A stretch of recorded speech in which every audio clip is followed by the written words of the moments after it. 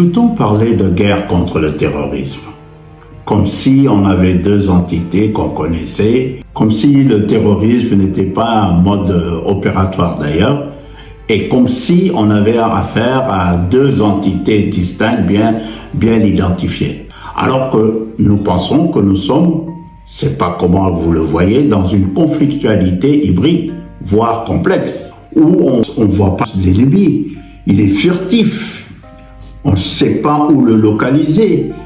Il n'a pas la tenue classique d'une armée moderne. Et également, c'est un mode qui se fond dans la population. Si on devrait négocier, dans quel cadre allons-nous négocier?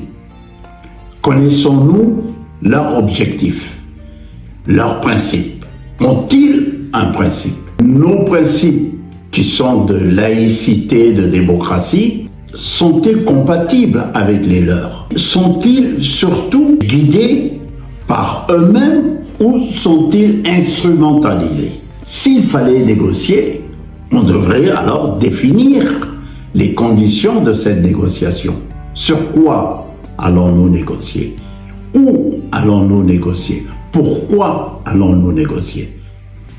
N'est-ce pas le rôle de l'État alors de faire en sorte de contrôler son territoire? Mais l'État doit-il faire l'impasse sur les occupations de territoire que nous connaissons et sur la manière dont les populations sont asservies? Donc, moi, je vous pose la question de savoir quelle attitude devrions-nous avoir face à un mode opératoire non identifié et face à la nécessité de faire entamer une négociation avec une ou toutes les parties.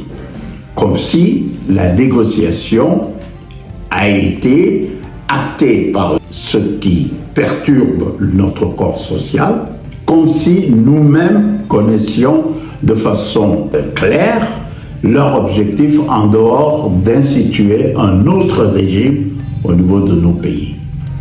Comme si également ils n'étaient pas instrumentalisés par des forces extérieures que nous ne maîtrisons pas, ou que nous ne connaissions pas, ou alors, pour être plus précis, que nous soupçonnons être à l'origine.